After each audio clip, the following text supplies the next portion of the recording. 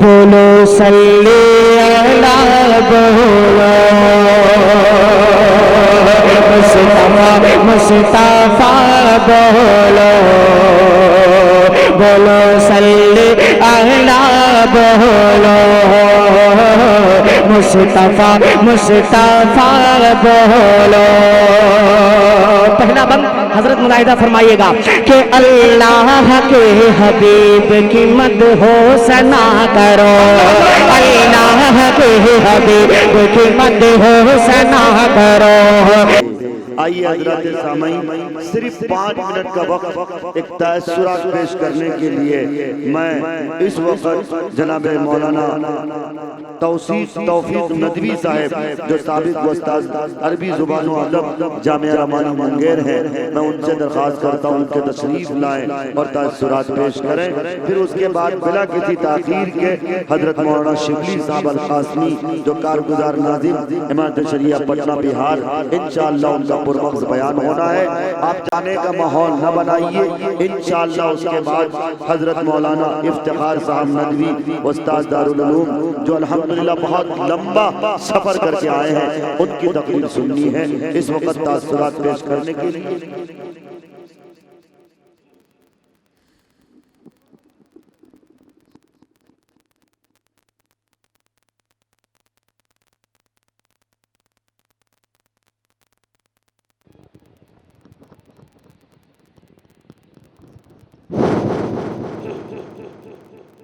السلام علیکم. بسم اللہ الرحمن الرحیم. حامدا ومصلیا ومسلما اما بعد، وان لیس للانسان الا ما سعى وان سعيه سوف يرى. انما يعمر مساجد الله من آمن بالله واليوم الآخر وأقام الصلاة وآتى الزكاة ولم يخش إلا الله فعسى أن يكونوا من المهتدين. ما رجاء محقق بالتمني، ما رجاء محقق بالتمني أو حياة محمودة بالتوانى. معزز علماء کرام، شعراء عظام اور حاضرین مجلس، تمہید میں جائے بغیر میں اپنی بات شروع کرتا ہوں. میں اس ادارہ جامعہ غفرانیہ کاشف العلوم کو 2 دہائی سے جانتا ہوں.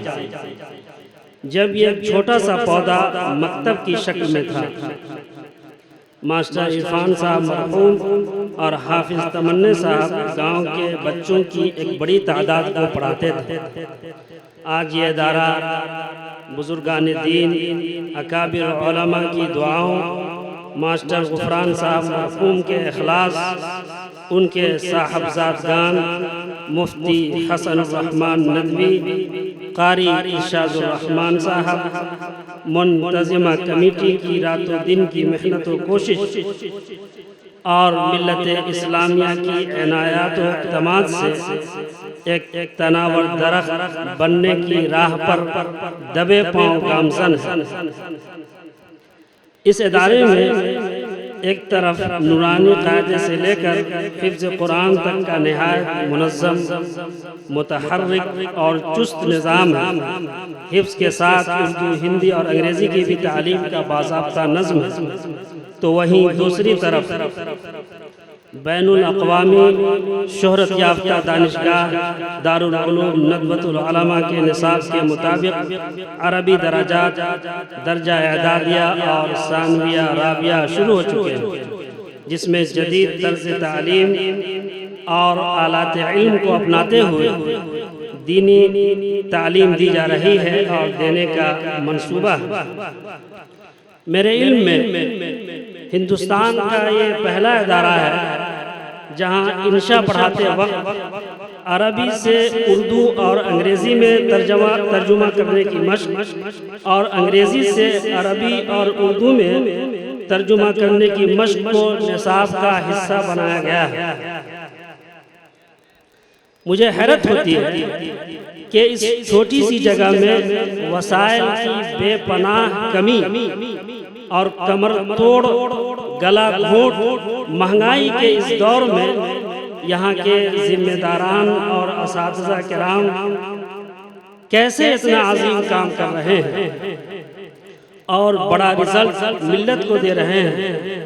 ایسے اداروں کے لیے وسائل کی فراہمی کی طرف ملت اسلامیہ کو توجہ دینا چاہیے تاکہ رزلٹ کا گراف اور اونچا ہو اور ملت اسلامیہ کے نونہالوں کو اور زیادہ علوم اسلامیہ اور اس کی نشر و اشاعت میں معاون علوم کے زیور سے آراستہ کیا جا سکے۔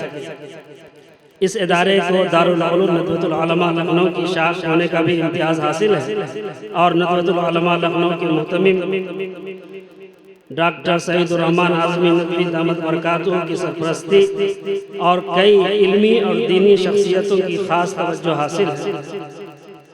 یہ تھا دل میں نہاں غبار خاطر جسے میں نے بے ترتیب اور غیر مہذب جملوں کے ذریعے روبرو لا کر فضا کی کثافت میں اضافہ کیا اور آپ سامعین کی سمع خراشی کی۔